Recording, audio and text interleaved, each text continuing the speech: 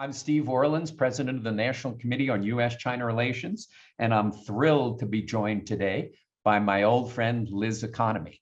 I should, in full disclosure, say not only she's an old friend, she is a recently retired director of the National Committee on U.S.-China Relations. She is currently senior fellow at the Hoover Institution at Stanford University, as well as a senior advisor on China at the U.S. Department of Commerce. She is here in her capacity as the author of a recent book, The World According to China, which I have in front of me and hopefully you can all see. It is a delightful, wide-ranging read. And those of you who haven't read it yet and are interested in China's foreign policy and its view of the world really must read it. It is absolutely on the must-read list. What's fascinating about the book, Liz, is it's so broad-ranging. The footnotes go on for pages and pages. The interviews that you have are too numerous to count. How long were you working on the book, and what kind of gave you the idea of writing a book, which really, there's not a ton of literature of this kind on China? Well, first of all, thank you so much, Steve, for hosting me. It's really a pleasure to do this with you, of course, and also as a former, it's one of the sad things about my joining the Commerce Department, which otherwise has been a great treat for me, is that I had to resign my position as a board member from the National Committee. But that being said, in terms of the book, look, it's one of those books where it's always percolating, right, in your mind. I mean, I'm always collecting information about sort of China's foreign policy, China on the global stage. So to some extent, you're writing this type of book for your entire career, right? Because it doesn't just start when you kind of start putting the pen to paper. I just had come out with an earlier book, The Third Revolution, Xi Jinping, the New Chinese State, in 2018. And that book really focused primarily on China's domestic politics and had a little bit about China's foreign policy. And I think that in part was why, I felt as though I hadn't really explored China's foreign policy, its role on the global stage very fully. So in some ways, it's a companion volume to that book. But also, I have to say, I think part of the reason that made me sort of write the book was during the Trump administration, right? So thinking back to 2017, especially into early 2018, there was a lot of talk about China supplanting the United States as the world's sort of most important global power, because the Trump administration was withdrawing the United States from a number of international organizations and institutions and regimes, and sort of this idea that China was going to step up and fill the vacuum and lead. And I was kind of thinking, is that actually going to be the case? And so I wanted to explore that particular issue. There were also a number of debates swirling around within the China field that made me think about the need to write something to answer questions for myself. Things like, is China trying to export its model? Right? That became a big issue in the wake of Xi Jinping's 2017 19th Party Congress speech, when he talked about China having a model that other countries could emulate. And I think the other big question for me that is out there and has been out there is China a system, in the old words of Sam Kim, one of the great sort of China political scientists, is China a system maintainer? Is it a reformer? Or is it a system revolutionary, right? What is it that China's trying to do? And I think a lot of people, had it in their heads that China has benefited from the international system for the past, 7 decades. And why would it want to upend the current international system? And so I think these are the kinds of questions that sort of impelled me to sit down and write the book and answer the questions for myself. And how long did you work on it? It seems it's not a long book, yet its footnotes take up almost a fifth of the pages. Well, okay, I am pretty compulsive about my footnotes. And in part that's because I believe in giving credit where credit is due. And so, when I'm sourcing something or I'm citing someone or I'm using someone else's information, I want to make sure to give that person credit for it.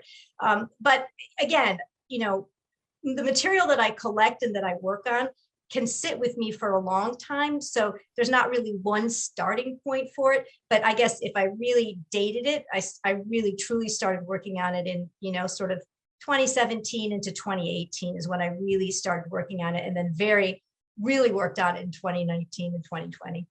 I, of course, love the footnote where you properly cite Robert Zoellick's speech at the National Committee on U.S.-China Relations Gala in 2005. Many don't properly cite it, but you had the absolute right side. The elephant in the room today with respect to China is its behavior in terms of Russia's invasion of Ukraine. They have been trying to walk a very fine line and have not been doing a great job, in my view. So how does that behavior fit into your view of China's view of the world? Yeah. So I think, look, one thing that we've seen very clearly over the past few decades, and in particular since 2014, I mean, really since the fall of the Soviet Union, and then in particular since 2014, when Russia annexed Crimea, is that the Russia-China partnership has only grown stronger. And they had traditionally worked together a lot in the United Nations, sharing some similar views, supposedly around sovereignty, for example. But we've seen them in recent years really partnering in ways that we hadn't. I mean, the joint military exercises, working very closely in the United Nations on issues like human rights and internet governance to try to transform norms and values. And we saw a little bit of that ambition, I think, during the Olympics when Xi Jinping and Putin, had the joint statement about sort of revisiting the current rules of the international order and the importance of that. I mean, look, the two leaders said, right, in the meeting, they had something beyond an alliance. I think that suggests something pretty significant. And if you look back to 2019, when Xi Jinping was visiting Moscow, he said that Putin was his best friend in the international community. He doesn't say that kind of thing lightly. So I think the signals were all there that this was a relationship that China, values, that Xi Jinping values. The economic relationship, trade, investment actually hadn't developed as rapidly or as deeply, I think, certainly as the Russians would have liked. I think they thought that as their political relationship grew, that they were going to get a lot more in terms of investment than they actually had. But there was a pretty significant uptick over the past year and a half. I think it stands at about 150 billion at this point. So not inconsequential, but obviously pales in comparison, for example, to the US-China trade relationship. So, trade is growing, investment is growing, again, slowly. Strong partnership around values, I think strong partnership in sort of opposition to the current liberal international order. And again, growing military relationship. And the last point I'll make is I think, there has been, and I guess I should have mentioned, of course, that Russia, traditionally has been an important supplier of arms to China as well. But I think, there had been a hope maybe that China would take a step back in this case. But, it abstained in the United Nations Security Council. But we just saw that it supported Russia in denying and voting against a human rights investigation in the UN Human Rights Council. So, for the moment, I think, China has declared its, that its partnership, in essence, has declared that its partnership with Russia supersedes anything else. Even as you suggest, it's trying to walk this fine line of saying we should have negotiations and Ukraine is a sovereign country.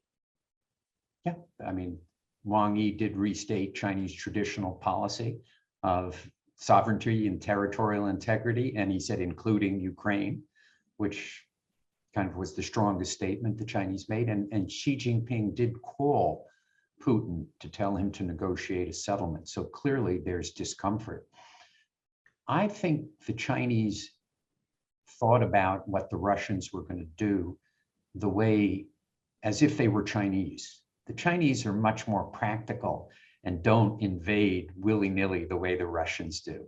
I think up till literally the day before the invasion, I was having conversations with senior people in China, the think tank world and the government and academics, and they were saying they're not going to invade.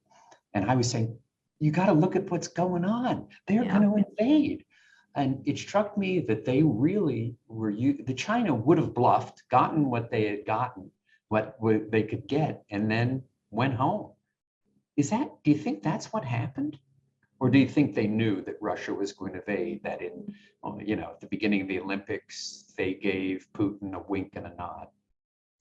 I would find it hard to believe, again, that given the relationship between Putin and Xi that has developed, over the past decade or so, that Putin was not upfront with Xi Jinping about his intentions. Now, he may have said initially, that he was just going to, sort of declare the, breakaway provinces, or he may not have said, I'm going all the way to Kiev. So they may have been surprised by the extent of the invasion.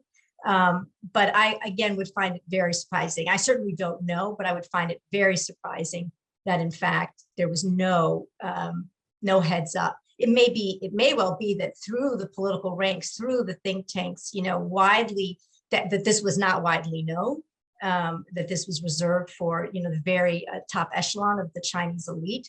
But again, it would be surprising to me if there had not been any signal from Putin to Xi. Yeah. The book talks about, soft power in different places. How do you think China's behavior with respect to Ukraine is going to affect their image globally? Yeah, I mean, I think so far it's all on the downside, right? I think it's certainly not. I mean, given that, for example, Kenya is representing, Africa, in the United Nations, basically said, this is wrong, right? We do not support Russia's invasion of Ukraine.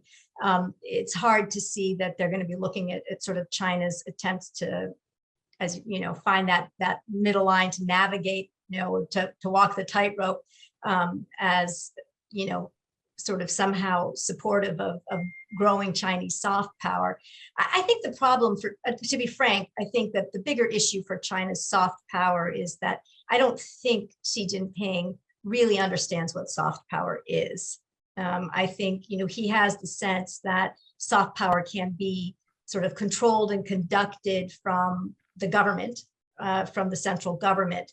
I always find it funny when he says, that he wants Chinese diplomats to go out and create a narrative, right? That makes China more respectable and lovable and credible, or just go out there and create a narrative to enhance China's soft power, because that's not how soft power works, right? You don't create a narrative, right? Soft power is born organically, right? It's born of a nation's ideals, its values, it can be its brands, right? Its culture, and whether that's films, or whether it's a soda pop, it can be all sorts of things that emanate though from civil society, and not so much from the government. And I think Xi Jinping, I don't think, appreciates that is what soft power is.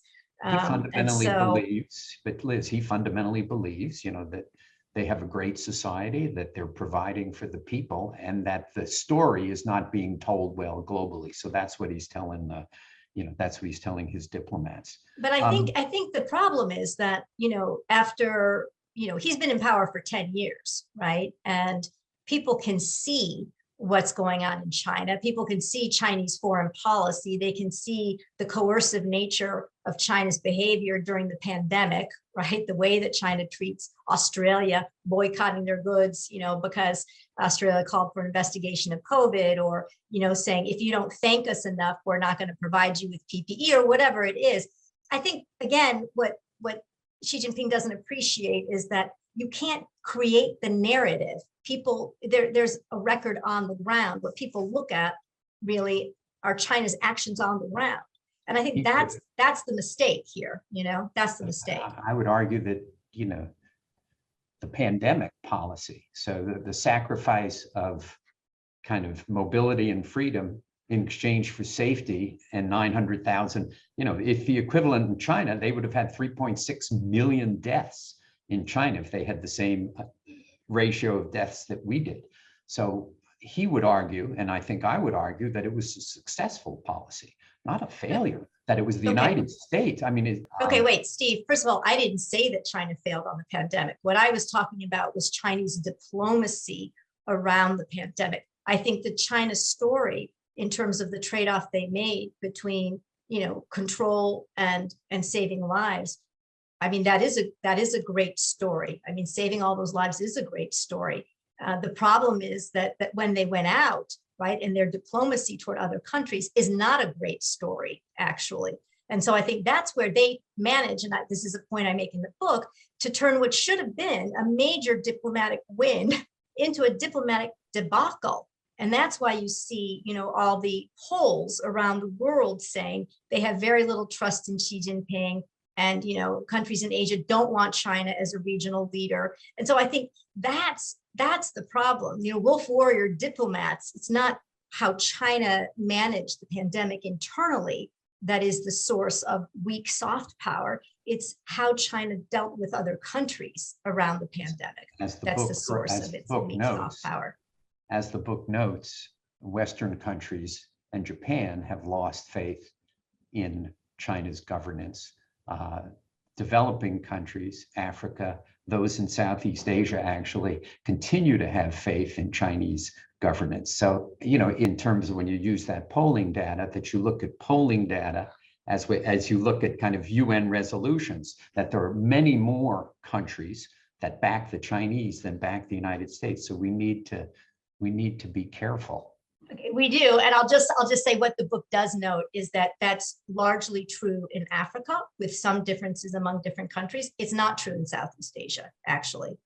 Countries in Southeast Asia would like Japan. They would like Japan more than they want the US or China, and they definitely don't want China. Even Cambodia has about more than 50% of its people saying they don't want China as a regional leader. So there are really good polls that come out from Southeast Asia around this, and you can look at the most recent one as well. You talk about the great rejuvenation of the Chinese nation, which Xi Jinping obviously talks about. Should a listener think about that the way we think about Make America Great Again? That the Trump Make America Great Again is to some degree the great rejuvenation of the Chinese nation. How should the viewers think about that? Well, I think the great rejuvenation of the Chinese nation, what's interesting about it, I think it's very different actually from Make America Great Again. I think because the great rejuvenation of the Chinese nation has both a domestic component and an international component. And the domestic component is really, as Xi Jinping defines it, things like, having a robust Chinese Communist Party, right, that's free of corruption at the forefront of the political system. It's, doubling GDP per capita, between 2010 and 2020, and then again, by 2035. It's having a People's Liberation Army that's capable of, as he puts it, fighting and winning wars. These are kind of domestic, self-strengthening things that it has, but it also has a very active, right, proactive and reform, if you want to put it, I would say revolutionary, transformative energy around foreign policy. And, and I talk about it around, 5 dimensions. First is really redrawing the map of the Asia Pacific, right? So that China realizes its sovereignty claims. There's I think, an energy behind pushing the United States out as the sort of dominant power in Asia, dominant security power in Asia, right? So Asia is for Asians to govern. I think the Belt and Road Initiative, right, is a mechanism for spreading Chinese influence. It's not just, it moved well beyond just a hard infrastructure connectivity plan, right? There's the Digital Silk Road, the Health Silk Road, the Polar Silk Road, China's first military logistics base in Djibouti. There's a political element to the Belt and Road Initiative. Then I think China has a kind of transformative vision about the global economy and its place within the global economy and how it wants to operate, defined by Xi Jinping's dual circulation theory, which is, in essence, making China more self-sufficient, still being integrated into the global economy, but refining that engagement, so certainly exporting, but importing selectively, importing capital and know-how much more selectively, and ensuring that companies, multinationals, remain dependent on China as part of their supply chains. And then finally, it's about transforming norms and values in global governance institutions, where China, has been very active and increasingly active. I don't think that the Make America Great Again had that kind of transformative, international vision. There was definitely some transformation in terms of the U.S. role on the global stage pulling out, but I don't think there was a vision for what is the international community, the international system look like, that came out of Make America Great Again. The digital Silk Road, how does and obviously Alibaba and Tencent are playing a big role in the rollout of the digital Silk Road. How do we think about the crackdowns on Ali and Tencent domestically in China versus the support that they should be given for the digital Silk Road? What's going on in China to explain the dichotomy in policy? Well, I think, domestically, there are probably a couple different reasons for the crackdown. I think, on the one hand, there are probably some legitimate concerns over monopolistic behavior by some of these companies.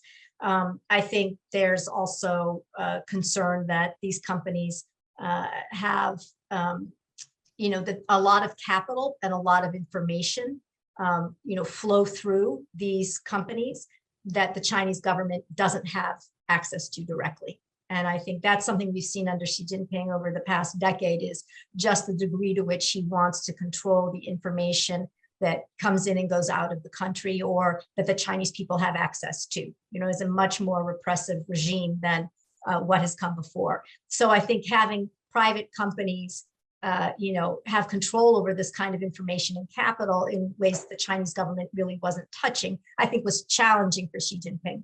There may also have been, an element there where some of the CEOs of these companies, like Jack Ma, offered some mild criticism, which clearly wasn't welcomed, in public fora, clearly wasn't welcomed by the Chinese government. And I think the timing of, pulling the ant-IPO suggests that maybe, his remarks at that conference, had something to do with the failure of that to go through. So I think, some of these tech entrepreneurs, they're globally they're well known, they're very attractive, they've attained a kind of superstar status. And it's also possible that Xi Jinping isn't really interested in having any other Chinese citizen kind of rival Xi Jinping. And I think that probably the extent to which some of these people, have followings inside the country, and are admired inside the country, may also have been threatening to Xi Jinping. So I think there are probably a variety of reasons for why he wanted to clip their wings.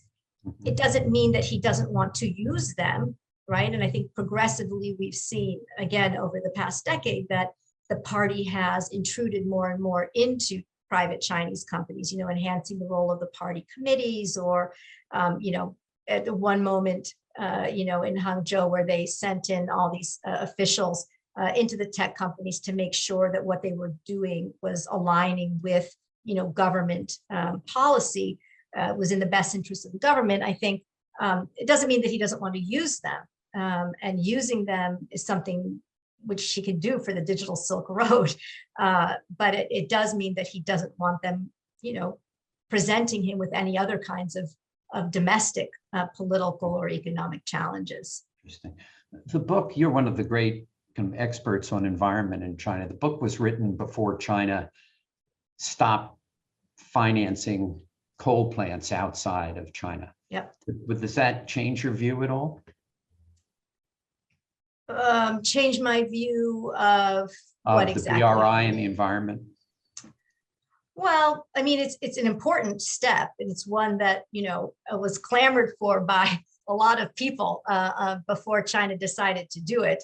So it's great that China isn't exporting coal-fired power plants through the Belt and Road. I mean, I think it is finishing up the ones that it started, and it's not clear that ones that were already pledged aren't going to be, finished. So that part remains unclear. It's also the case that many of those coal-fired power plants were being pulled by countries before China decided to announce that they were not going to do this anymore. So there's a little bit of a push and a pull here on this front, I would say.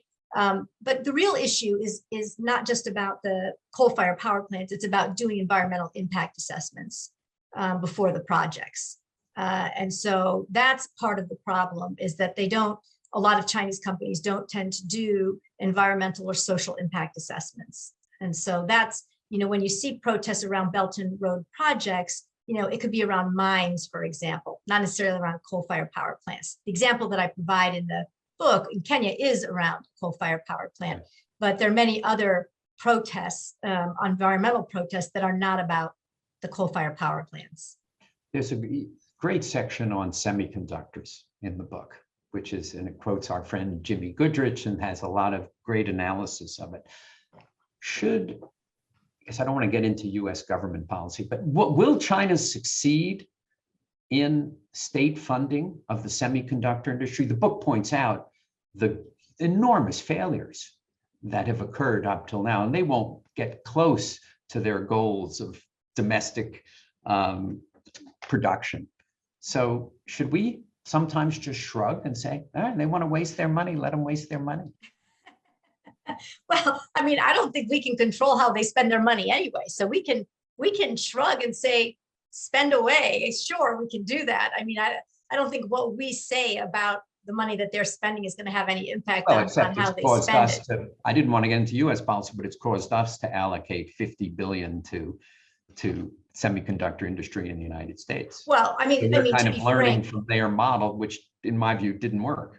Right. I think it's a different issue. I think, one of the things that COVID, I think, really brought to the fore for the US is the importance of supply chain resiliency and redundancy. And we don't, want to be dependent on other countries for core, core commodities, core technologies, things that are essential to our economic and national security. And so I think the semiconductor issue is in many respects less about what China is doing and more about trying to ensure that, we have our own capacity, because we, it's not like China is the big threat here, right? In this regard right now, it's that we ourselves don't really have a robust semiconductor manufacturing capability. And so we have almost none, not even just not a robust one. So I think that is actually what has prompted the CHIPS Act and this effort, to support advanced manufacturing in the United States. We have just touched on what is in this wonderful book, The World According to China, by Liz Economy, which, for those of you who are interested in China's view of the world, China's foreign policy, and what it means for all of us, is a must read. Liz, thank you so much for joining us. Appreciate it. Thanks so much, Steve. I enjoyed the conversation.